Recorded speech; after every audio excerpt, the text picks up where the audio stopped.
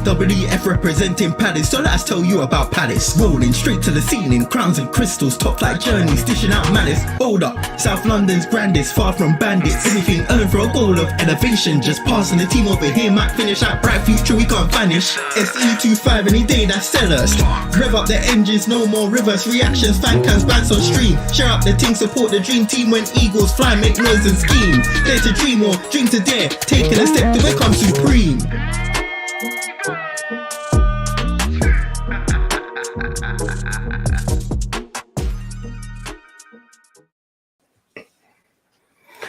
Good evening, everyone. Big up. Hope you're well. And this is an earlier than usual match preview. It's Newcastle on Wednesday night at St James's Park, and yeah, they are hot in form at the moment. I think they've won their last 4, so they're definitely in good form at the moment. It was always going to be a difficult game. And we're just gonna have to just do our best. That's fine, sweetie. Yeah, go on. Bless her. She's just making sure that she's eating all her dinner. But yeah, it's not gonna be an easy game whatsoever, and we're just gonna have to just put in a better performance than we did after the 30 minutes against Man City. Now, I think just looking back on that real quick, and just obviously it's been a couple of days now, just mulling over it. I just think it was the way we capitulated, which was the disappointing aspect. It was just a bit disappointing in the manner in which we gave up, and hopefully we use it as a learning curve. And I think a lot of people said it, whether it's on social media or through the comments here, or whether just talking in person. I'm sure we're 1,000,000% happy that this game happened before our trip to Wembley, which is next weekend. So it's obviously flying by. But this is the start of a 3-game period where I think Oliver Glasner may need to start thinking about rotation. Whether he does that is another matter. Obviously, we've kind of been in this position before where we've had 3 games in a week and Glasner hasn't rotated. Is that something that's a downfall? Or is that the reason why we're in good form as it is? We don't know. But it brings up this game against Newcastle. And,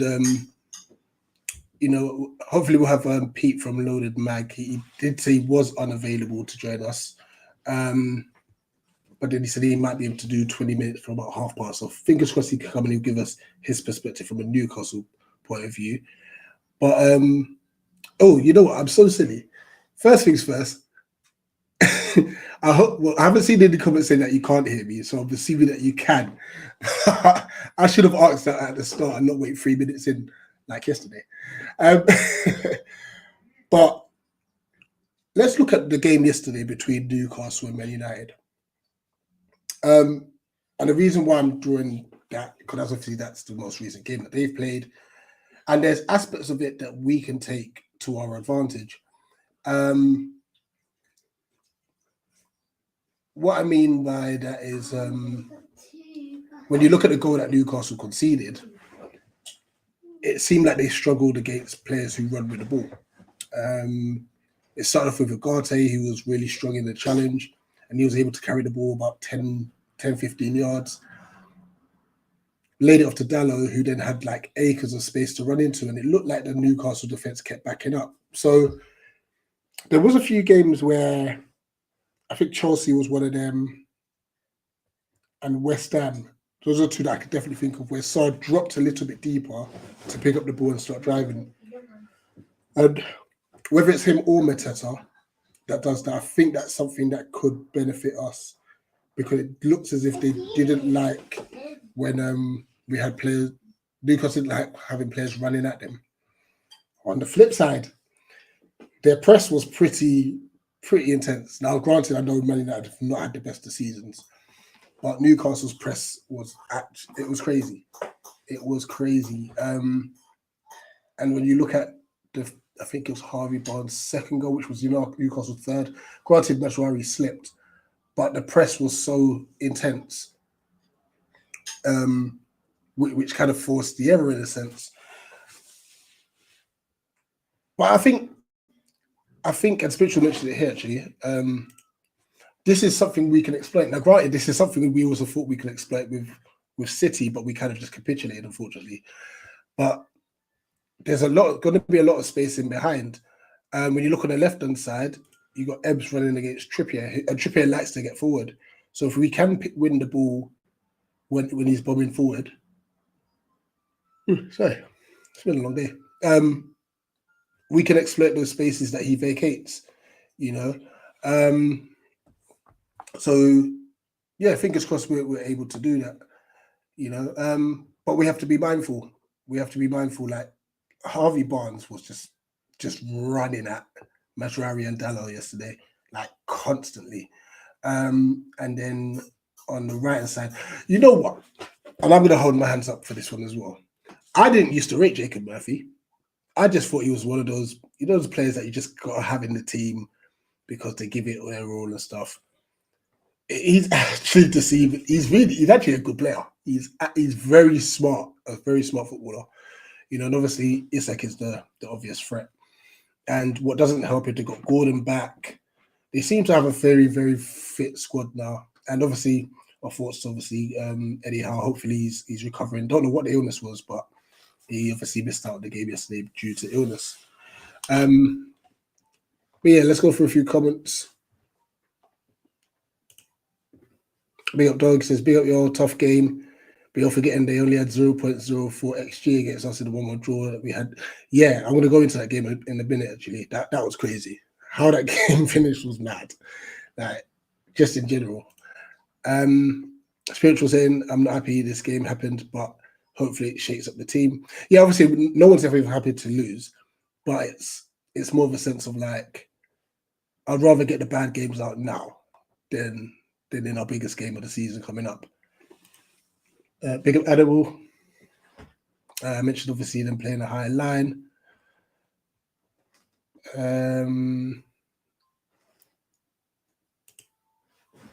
Speed uploaded. Yeah, he was pizza top guy. He did, but like I said, he's touch and go whether or not he'll make it. Just because I think he said he was traveling. He's just missed me. Just loaded up, bro. So yeah, he was traveling back from Newcastle, so he should be with us shortly. And big up Earth as well. Let's talk before we hear from Pete when he joins. Let's talk about that game at Sellers Park, because it was at a time where we weren't great. We were just slowly starting to pick up a little bit of momentum. But I think Glasner mentioned it himself. It was one of the most crucial equalizers and crucial goals for our season. But before that, we dominated the game. We absolutely dominated the game. I know Isak came off early. I think he had a bit of an injury. But we had complete control of the game. We just couldn't finish our dinner. And Sod's Law, we ended up scoring for them. They had 0 shots on target. And I think the only shot they had on target was the own goal. And please correct me if I'm wrong. I think they only had, I think that was the only shot of the whole game, But look, who better to obviously discuss it than the main man himself. Pete, great to have you on. Thank you for obviously jumping on at very short notice as well. Can't hear you. No way. Testing.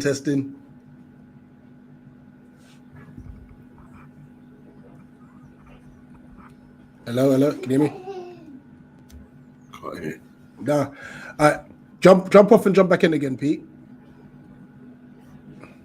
I don't. He just said I can't hear me, and I'm chatting to him. I don't.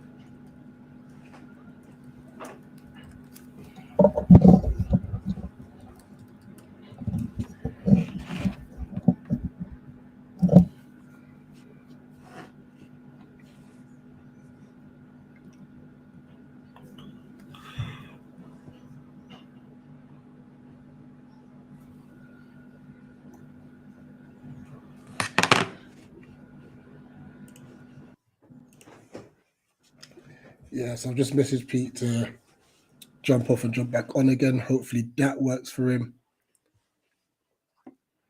Yeah, no, I can hear his side as well, but he said he can't hear me. So as long as you guys can hear me, then we're good. But yeah, looking back at that game, I think it was Gay on goal at the time. and then Bundia scored in like literally the last minute, and Glasner running down the touchline said everything, because I think what you call it, even the fact that there was reports saying that if he gets the Wolves game, he might be sacked and stuff. He felt a little bit of pressure, even though he's a very good coach. He felt a little bit of pressure. But at the end of the day, look, it was a very, very crucial point, and we can't underestimate how strong Newcastle will be. I don't think they'll perform that badly. So Pete's just messaging me now. Yeah, so can't underestimate them. I don't think they'll play that badly again against us on Wednesday night. But we've also got to make sure we up our levels of intensity. And I guess the question is, and let us hear your thoughts in the chat as well regarding this. Do you think the players have the Wembley game in the back of their minds? So I was even thinking back to when we last went to the semi-final, and I think we had a game against Leicester. And we were terrible. We were so bad before that game. And I think players might have it in the back of their mind regarding injuries and not wanting to get injured, etc., etc. So I wonder what's your thoughts on that. It looks like we good? I can hear you. There you go. Sorry about that. My bad. No, it's all good. It's all good. Listen, I know you've obviously got back-to-back shows coming up and stuff, but thank you for obviously taking the time to speak to us. I was quickly just briefly talking about the game at Sellers Park, and I don't know if you had 0 shots on target or whatever it was, but like I'm not expecting you to play that badly again. Let's just say that. I'm going to be honest. Well, firstly, thank you for having me on. Rich, always appreciate it. Great channel. And if anyone Newcastle United fans are not watching this, make sure you go subscribe to Eagle Eye Football. That's for sure. But it feels like a lifetime ago. For both teams that we played this match, and it was, look, let's be honest, it wasn't a great match for either fan to be sitting through for 90 plus minutes. But I would be really disappointed if we went through this game on Wednesday without getting a shot on target. That's for sure. But I'm glad those times are over. Put it that way. No, absolutely. Like talk us through, like, obviously since that time we played, because I wouldn't say Eddie Howe's been under pressure, but I knew when speaking to you, you weren't happy about how you were playing. What changed? Because since then you've now gone on and won the Carabao Cup. Congratulations on that. And you're just sweeping teams away with like ease. Now, what's changed since the last time we spoke? I think there's a few things that have changed. First of all, one of the key things is that we, as a team, there were certain players that just weren't fit and firing in the season. So Bruno Guimaraes took a long while to get up to speed. Anthony Gordon the same. Sandro Tonali was in and out the team because he was just coming back from his ban, and there was this chopping and changing with Sean Longstaff that was going on. It was just very bitty across the team. There were so many different areas of the pitch that weren't quite clicking. Alexander Isak was sort of in and out of form here and again, playing well some games, not. It was just a real mixed bag. And we were going through a difficult moment. Like we come back off the international break and lost to West Ham, and then we obviously we had yourselves not long after that, so we were reeling a little bit.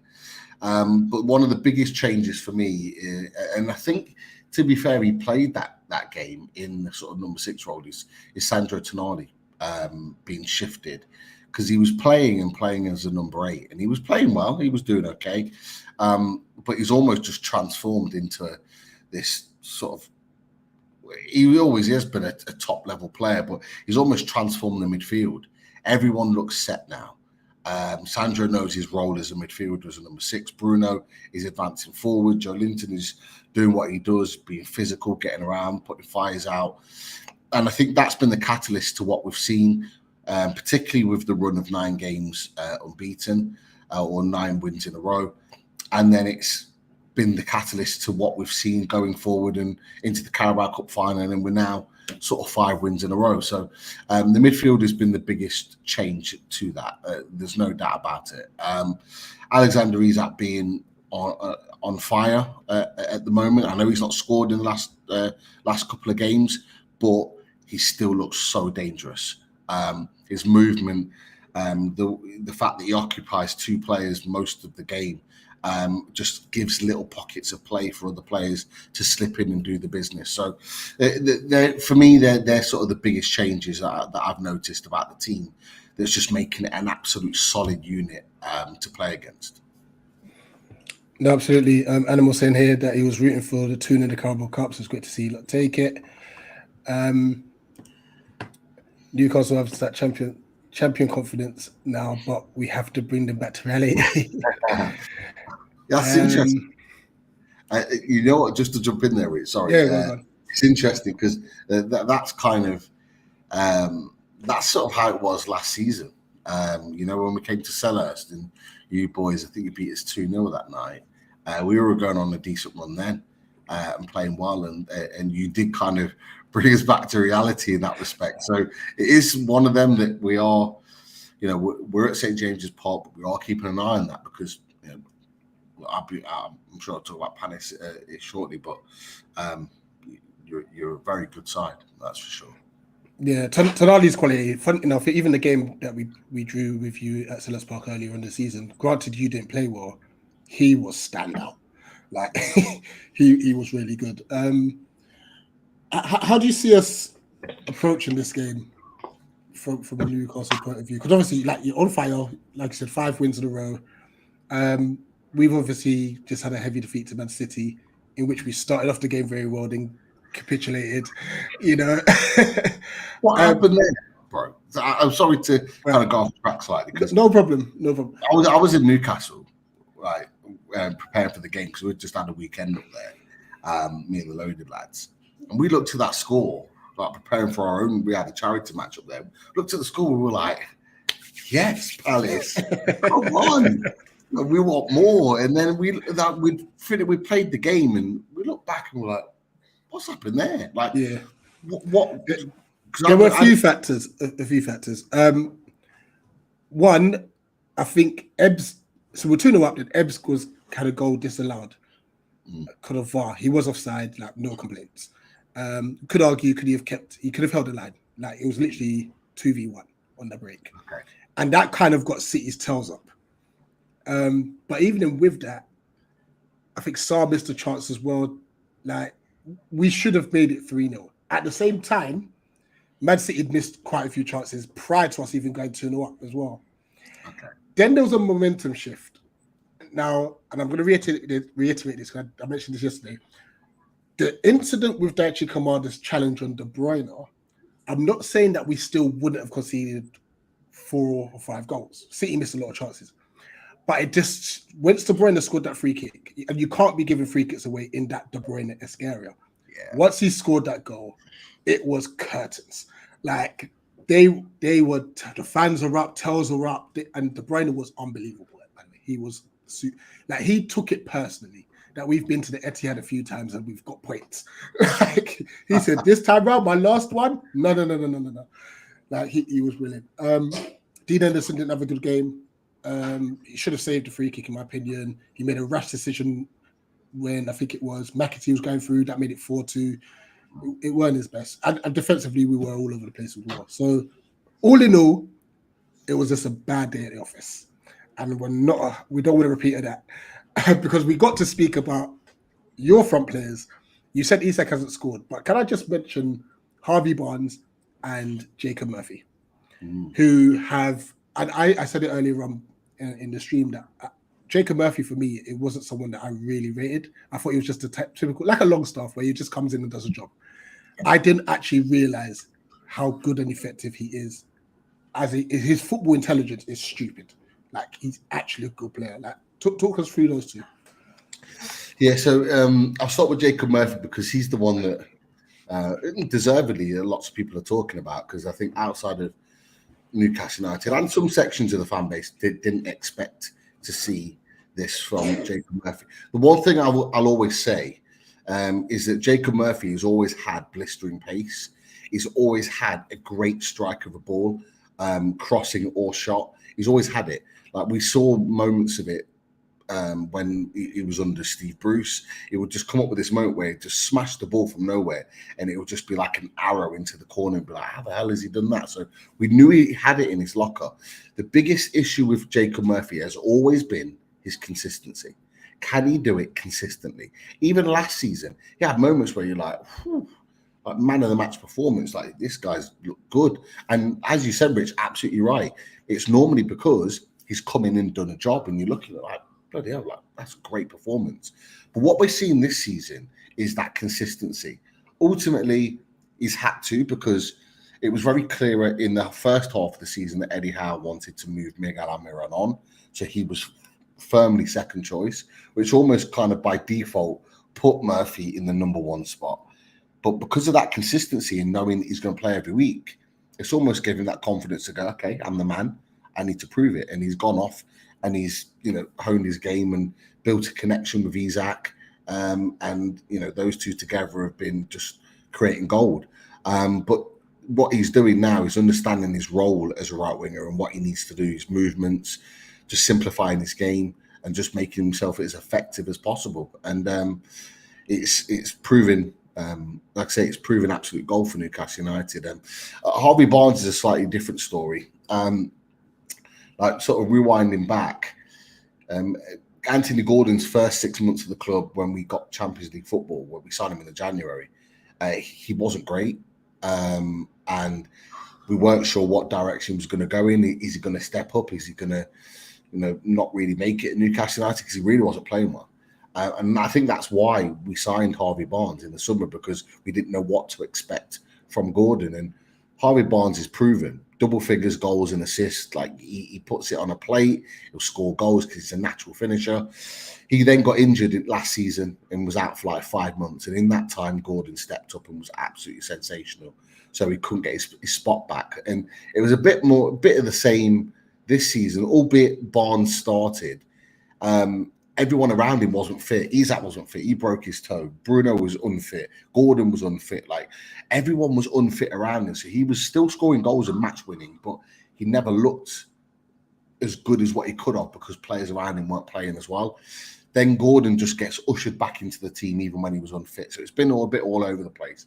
What we're seeing now from Harvey Barnes is a player, after Gordon got sent off against Brighton, he's effectively been told, you're starting, you're going to have a run in the team, show us what you're all about. And this is the first time since he signed for the club where he's actually played regular football as a left winger in his priority position. And lo and behold, what you're seeing is a guy that's produced, 5 goal contributions in 4 games or whatever it is in that time. And he's showing exactly why we signed him from Leicester City, because this is what he brings. So to have that, considering Gordon was missing, to have that from Murphy, considering we don't have another right winger, and we're having to makeshift Gordon and Barnes on that right-hand side if Murphy wasn't available, it's absolutely brilliant. Like to have those two that are facilitating Isaac. And you know what I love about it is that Isaac hasn't scored the last 2 games. So the other boys step up. And that's what you need in a team. You can't just rely on Isaac to score you all the goals. We need goals from all over. And that's what those boys have delivered. And I guess you got credit, obviously, Eddie Howe on that for not immediately putting Gordon back in. Now Gordon has to win his place back. Do you expect to see changes for Wednesday's game? Because obviously you're in a very good position now where that Champions League spot's there. Yeah. It is there. Do you expect to see changes, or do you think now same again, full strength? I have to be honest, Rich. I'm looking around the team and I'm thinking, I don't really know where many changes can be made. Does Callum Wilson start midweek instead of Isaac? I doubt it. Does Gordon come in for Barnes after Barnes scored 2 goals on Sunday? Probably not. And then everywhere else on the pitch, I don't really see anyone that's going to dislodge the players that are currently there. So I fully expect it to be the same 11 again. And it's about continuity. You know, can you go another game in the week? There's a massive incentive there. You know, a win puts us in, well, a win or a draw puts us in third place on Wednesday. That's a massive incentive. The first time in a long time we'd have gone above Nottingham Forest, who are currently third. Can we win potentially and really cement some daylight between the likes of us, Chelsea, Man City, and Villa? I think there could be as much as 5 points gap if we win that game. That's massive incentive for the boys. With two really difficult games, yourselves on Wednesday and then going to Villa Park on the Saturday, there's a massive motivation to try and get those 3 points. So I do fully expect us to keep the same team, but what I like about it is that you've got players like Callum Wilson, who's desperate for a goal. He's coming on, he's really trying to put himself in that position to nick a goal. Anthony Gordon's now back fit. And you could see against Man United, he was pressing hard. He was really trying to prove his worth, because I've been having a big discussion with a few of the lads in the Geordie's sort of down south chat that we've got, a load of our boys, Newcastle fans that live in London. And we were talking about it over the course of today, like who would you play, Barnes, Gordon, this, that and the other. And for me, it's Barnes' place to lose now. Gordon needs to prove his worth. So that can only be a good thing for us, him coming off the bench and really chomping at the bit to improve. I fully expect it to be the same team on Wednesday. And I think, look, it's going to be difficult to tell any of those players that they're not playing on Wednesday after winning against Man United like that. They're going to be bang up for this on Wednesday to want to go and prove it again. Not sure.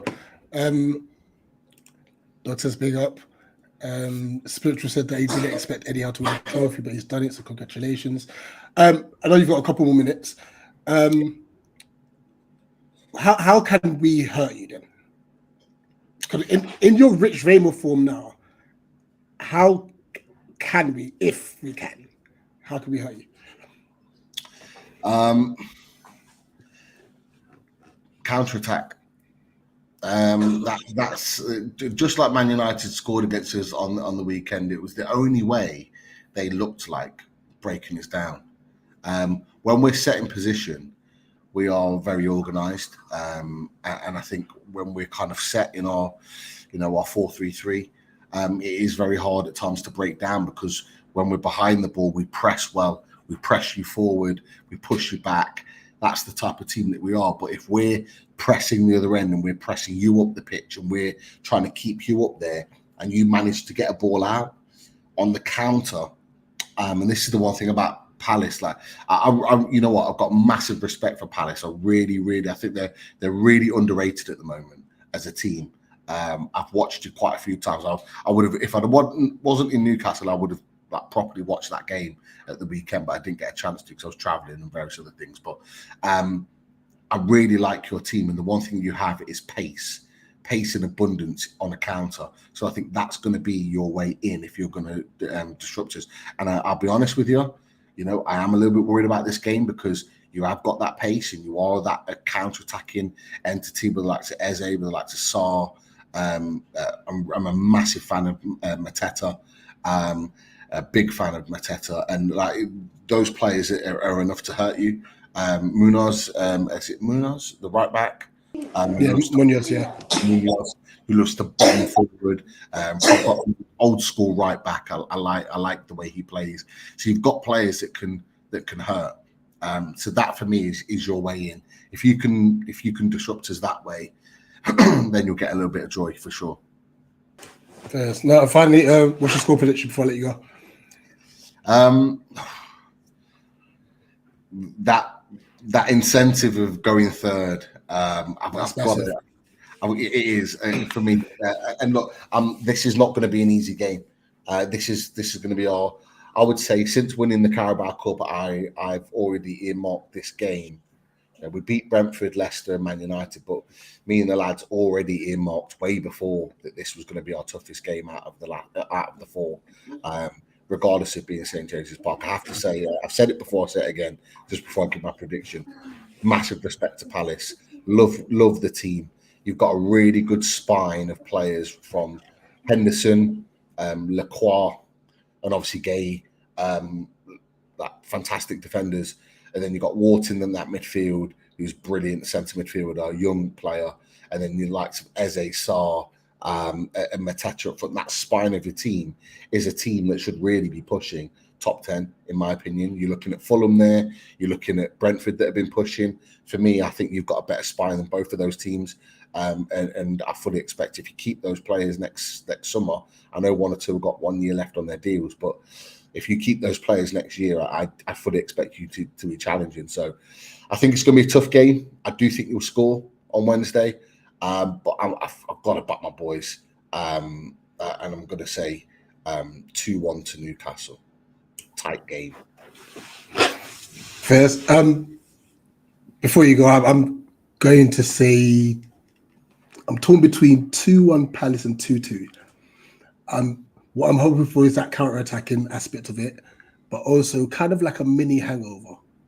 Because who do you have on the weekend? We have Villa. We have Villa at Villa Park. This is what I mean. This is what I mean. These are two massive games. These are absolutely two massive games. Because you beat Villa, and that takes them out of the equation. Yeah. So if we win both games, we win both of the games Wednesday and Saturday, like that could be potentially like Champions League. And ours is you guys, then Bournemouth. So we're both in the same sort of. Yeah. Okay, I'm gonna go 2-1 Palace. Okay. Optimistic 2-1 Palace. No, but this is it. I genuinely, Rich, honestly, I genuinely feel this is going to be a really tight game. I don't feel like either team will run away with it. I think it's going to be tight. I think you've got a lot of strengths to your team that could hurt us, and that's just purely out of respect for the team that Glasner's put together. I saw Glasner linked with the Tottenham job, and I was like, what? Why would he want to go there when he's built the team that he's built at Palace? Exactly that. Like, let's not get this like top six rubbish bias. Like, I think it's just all this whole Ange stuff just to throw some muddy waters. Ange might as well just stay. Listen, Palace got a better team, easily. We sure do. Pete, no, thank you so much. I know you obviously got a couple of streams to go off to. Guys, please go and subscribe to Loaded Mag and UFC on YouTube. Great channel, well-rounded, level-headed Newcastle fans, which we don't often see on X. So can I just say on that before we shoot, like, please don't and this is for all fan bases really. Fan bases are not represented by what you see on X. You know, there are far more respectful fans of other clubs than what you see on X. It's a lot of it's banter, a lot of it is just trolls trying to wind up. We don't get dragged into it with other clubs from that perspective. We talk to the likes of guys like you that know your stuff about Palace, and so it works the other way, mate. So yeah, don't be fooled by what you see on X. All right, Ev says the thumbnail makes you look like a Palace supporter, which means I'd have to move away because it makes me look like a Newcastle fan. Pete, no, honestly, pleasure as always. No worries. Thank you for having me in there. Everyone, take care, and after Wednesday, best of luck for the rest of the season. Indeed. Take care. Take care, mate. Nah, big up to Pete every time. Proper level-headed fan. Love it.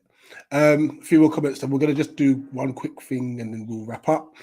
It's fair to criticize Kamada for diving in. He makes rash challenges every now and then. I didn't get to see the game, but I would know that was a significant shift in momentum. Yeah, it was literally just that. Like, once again, not blaming him for all the goals because there was faults elsewhere, but the momentum shift was massive. Now, let's just say he didn't make the challenge.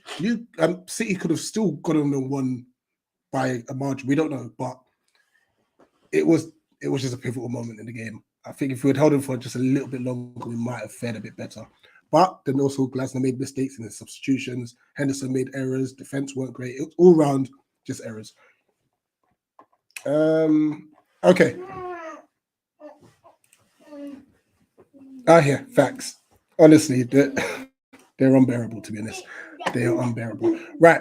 just before we wrap up, I'm just going to share screen.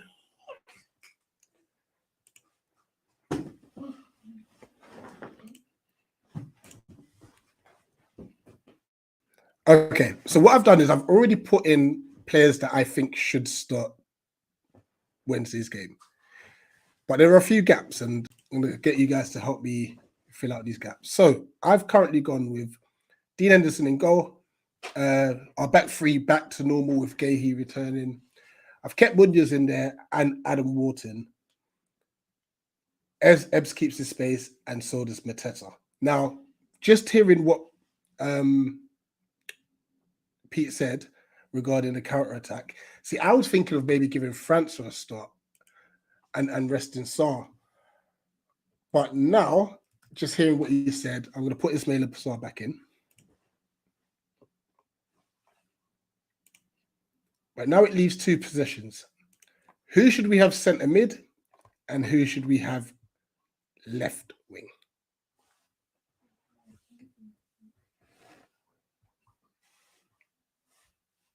Those are the two positions. So feel free put in the comments who would you have as centre mid and who would you have at left wing back. Would it be Mitchell or Chilwell? And for centre mid, would it be Hughes or Lerma to come in next to Adam Wharton?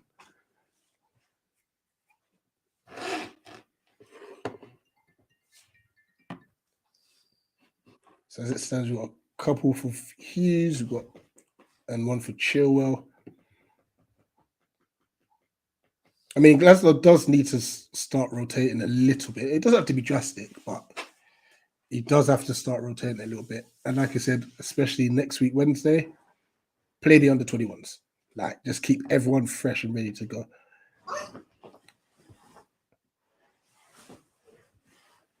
Cool. It's a lot for Chilwell, and it looks like it's Hughes. Yeah, we'll keep it at that. Let's put those two in then. I mean, obviously, it's Harsh Lerma, who I think has played well, but it's the nature of the beast. You know, you want to be playing your better players. I wouldn't be surprised if Lerma does start, because you think of obviously Newcastle's aerial threat. That might play a factor. So, like, Joe Linton's quite tall. Dan Burn, especially for set pieces, is tall. So that might play. I can't smell. There you go. That could have a factor in the decision. But I would like to see Hughesy back in. There we go. This is potentially the starting lineup for tomorrow. But yeah, it's literally just trying to get back onto winning ways. Me personally, if we get 4 points from the Newcastle and the Bournemouth game, I think we've done very well. Granted, I still don't want us to be looking at the European spot from a league basis, because I want us to focus on the cup. But 4 points from the next two, you know, it throws us back in there just slightly. So we'll see how that goes. Lerma needs a game of the bench after the international. Would you say the same for Munoz though, or do you think actually he's just gonna have to just? Because I think with the right wing back position, I don't think we have as much cover as we do with centre mid, to be fair. So I guess Munoz should continue to start.